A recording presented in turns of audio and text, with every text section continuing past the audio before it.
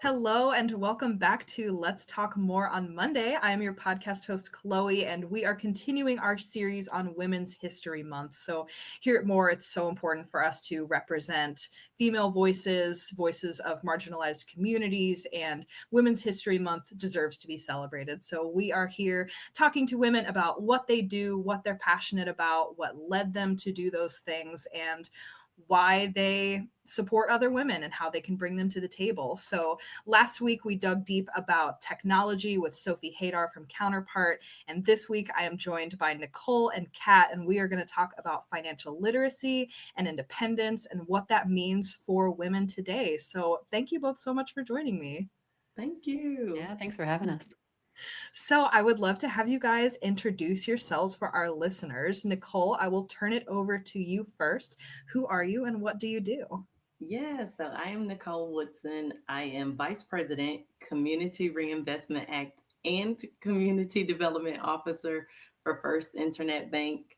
And I've been in banking for 24 years now. But I always like to say that my financial education and opinions stem also from just life's journey.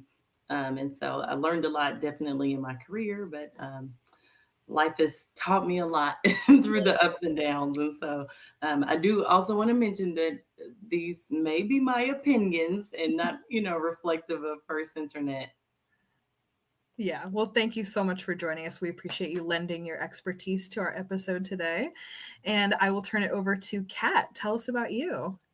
My name is Kat Hickey. I am a bit of a Renaissance woman.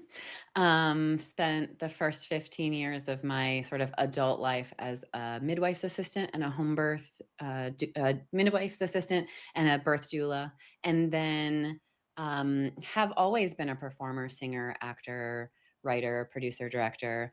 And so when I didn't want to be on call anymore, when my kids were getting older and having events I didn't want to miss, I wanted to leave birth work, but I needed to find something. And we'll talk about that, I think, in the next question. But I ended up finding a job with a company called YNAB, YNAB. And it's a spending app. It's an app that you use to track how you're spending your money and how you want to spend your money. And so that's sort of landed me in this personal finance world that wasn't necessarily somewhere I thought I would find myself, but I'm having a great time. Yeah, That's you never know good. where life's going to take you. For sure. Well, thank you for joining us as well. We're so excited to hear some of your perspectives. And you're right, that was a great segue into our next question, which is how did you come to work in the financial field? Were there people that inspired you along your journey, or was it just kind of I applied and made it happen? Well, since I'm continuing that, I'll just go ahead and jump in and say I was working as a birth doula, just didn't want to be on call and missing my kids' events. And so my primary gig at that time as an actor was playing the Tooth Fairy for a traveling educational show for a nonprofit. And it required some flexibility because I needed to take a couple weeks and during the spring and fall semesters to be able to travel to do that. And it was a big chunk of money, so I didn't want to give it up. And I was on the lookout for a remote job that would be super flexible. And I just happened to use the app YNAB already and came across on their socials a job post. And it was just like, it was a 3-page description of this job where I was like, oh, they're looking for me. They don't know it yet. But this is me. Like, I am the right person for this job. It was so much about supporting people through things that are hard, which I had done for 15 years doing births, Mhm. and educating people and empowering them. And so I stalked the jobs page for a year before an opening came up again and applied to be an educator, applied to work for their customer support team, got in as a customer support team member. And I've been there 7 years and am now just transitioning to be an educator, one of the original positions I applied for. Great. So I'm having a really great time. And that's how I ended up landing there. Just needed the right job. And it just happened to be in this field. That's so awesome. And I will admit, I recently signed up for a YNAB account. So I have dipped my toes into, the whole like zero sum budget idea. So far, I'm Mm. really enjoying it. It is interesting to see like where your money goes. So yeah, that will be fun. But Nicole, I'd love to turn it over to you. How did you get into finance? Yeah, so I was in college and needed a job. So You really do be like that. yeah, I was 18 years old. I was in college, needed a job, and my sister actually happened to work for the bank at that time.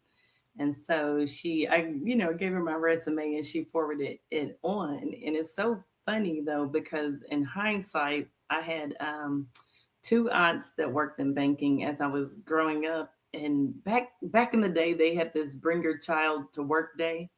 And so I will always go with one of my aunts, and we would like process checks. I don't know if they were like canceled checks or what, but my cousin and I would go with my aunt and do that. And I really loved it and enjoyed it, but it never dawned on me like, oh, I want to do this for like a career. I was just in college, like, hey, I need a job, and so started working part time at a bank. So it was I guess I didn't realize I would be there this long. Yeah, But don't get stuck. yeah, yeah. That's great. And what about finance, like, kept you in the field all these years? Yeah, so for me, I was studying at the time finance and accounting. And so I've always been a numbers person, love numbers.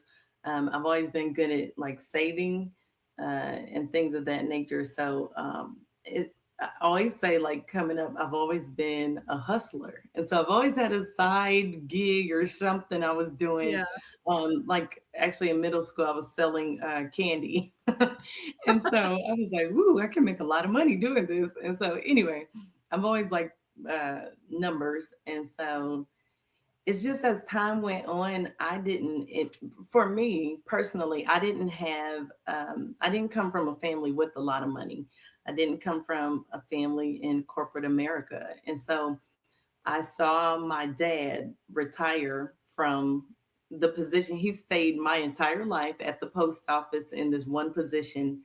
And so I thought, oh, I guess I'll just be here forever. I just didn't even consider like what the next step would be. But once I changed my major from finance and accounting, I'm like, I'm already at the bank doing well.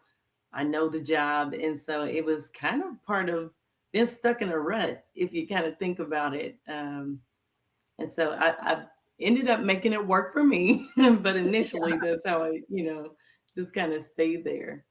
Yeah, you raise an interesting point, though. I do think there's been like a societal shift in terms of Mhm. staying at a job long term. Like that's what our grandparents did. It's pretty much what our parents have done. But I feel like Yeah. these last couple of generations have been like, if it's not working for me, why wouldn't I seek something else? Right. Yeah. And so I started at one bank and I did that. I was at that bank for 12 years. And then I just started kind of navigating what I enjoy, what I like, and digging deeper into now finding positions that I really love and enjoy with other banks. And so once I left there after 12 years, I was like, okay, I'm not married to the employer.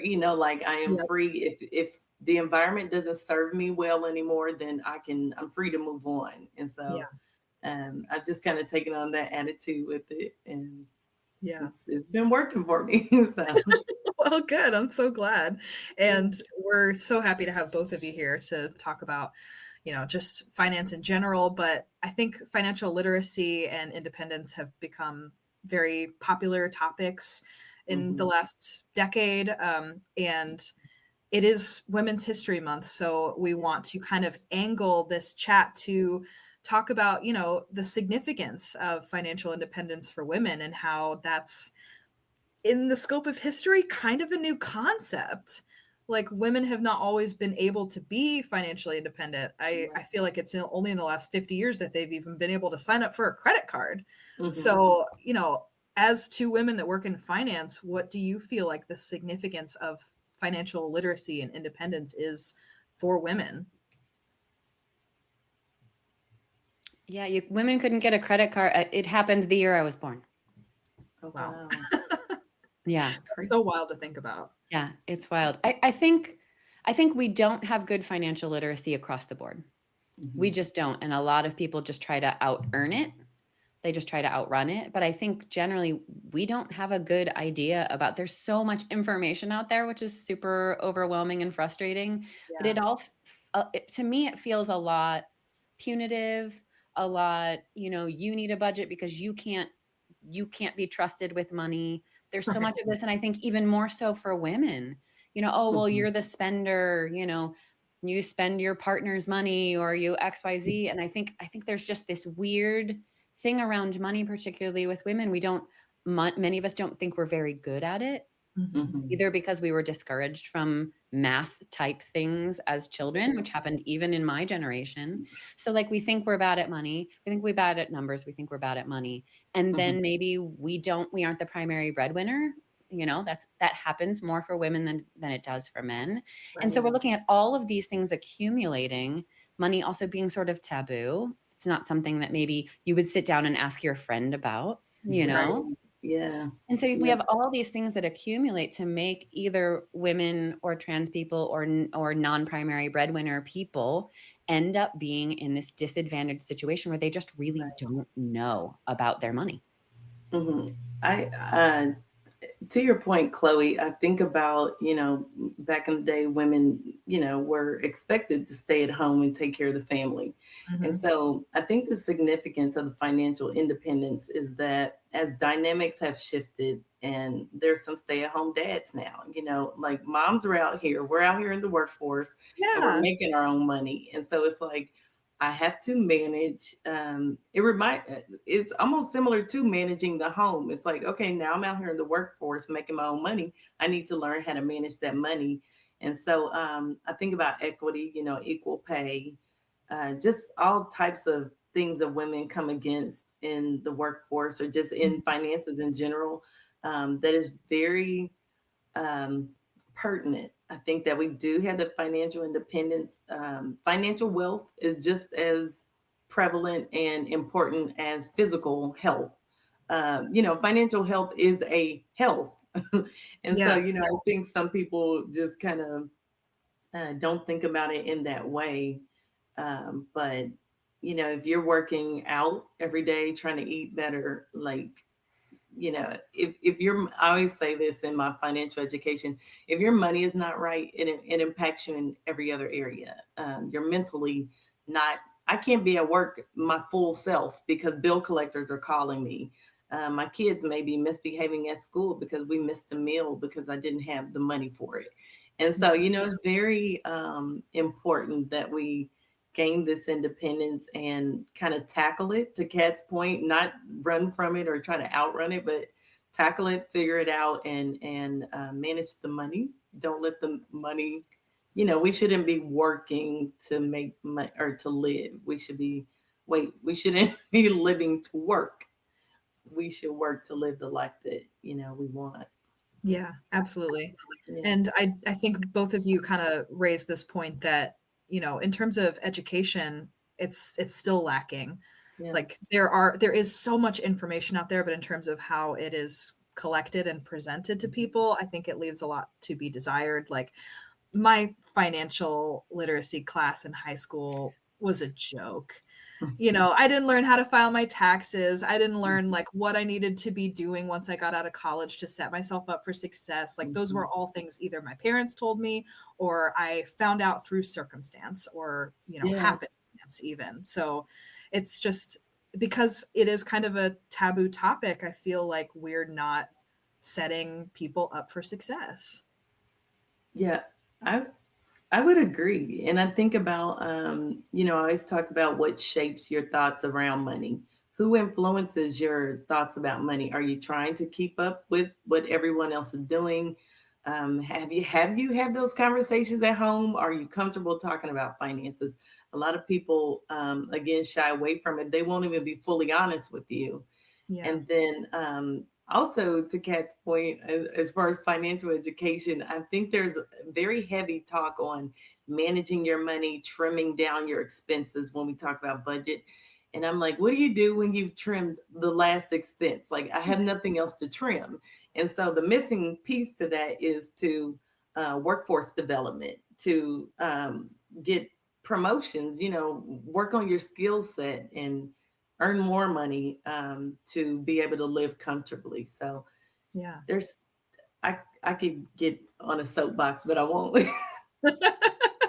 I mean, this is a soapbox of Yeah, sorts, so don't feel like you true, can't. true. I totally Um, agree with Nicole's point, especially in reference to health. I feel like how can you take care of any of your other needs if you don't have the resources for them? How can you eat better if you don't know how much money you're spending on groceries? How can you commit to a gym membership if you don't know how much available cash, discretionary cash you have? And I think so much of this sort of typical financial advice out there is very diet culture.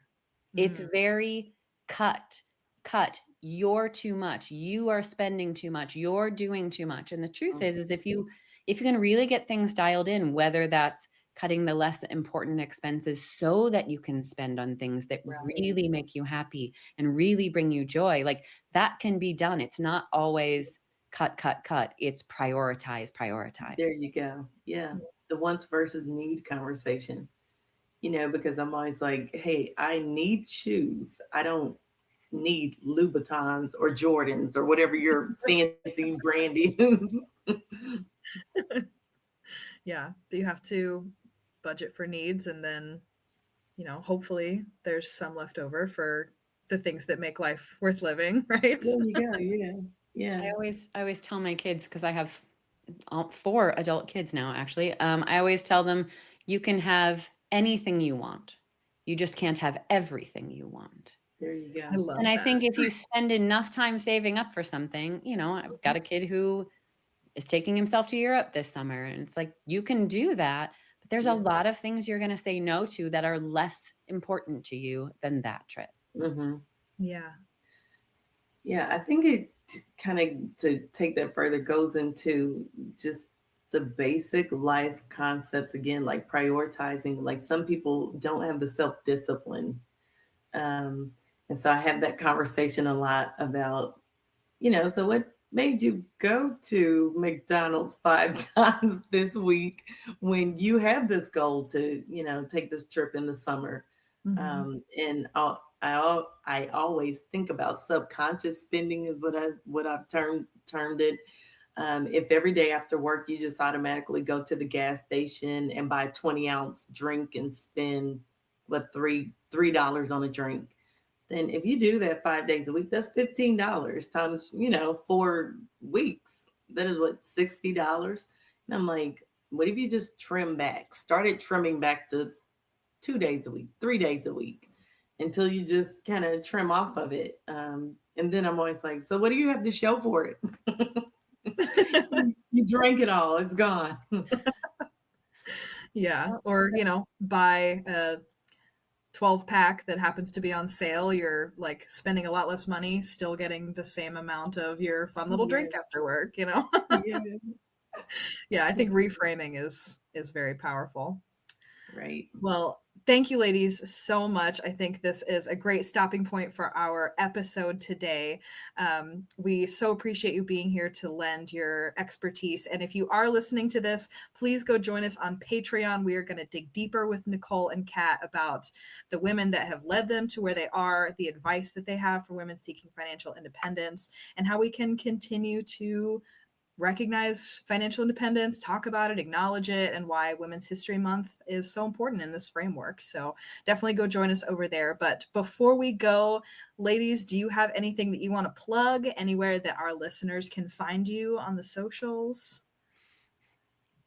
I am Kat Hickey. I am the Kat Hickey on everything. So that's on Instagram and on Medium, where I write. And also, if you want to give a zero-based budget a try, ynab.com. If you write into the support team or take a workshop, you might run into me. Love it. How about you, Nicole?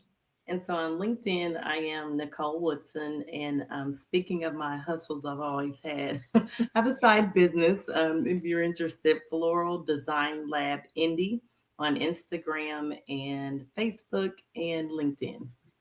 Yeah, definitely check that out as well. Especially we have a lot of listeners in the Indianapolis area since that is where more is based. So make sure to check them out if you have some time. But thank you both so much. We appreciate you being on. And thank you to our listeners. You guys help us make opportunities reachable for everyone. Please make sure to go check out our Patreon where we save a seat with you. We're pulling up seats at the table to learn how to get those opportunities and make them more accessible to people. And if you support us on Patreon, you're also supporting our internship program, which is very near and dear to our hearts. So hopefully we'll see you over there. But thank you guys so much. We'll see you next week when we dive into a different topic for Women's History Month. Thanks, Chloe. Thanks, guys. Bye. Bye-bye.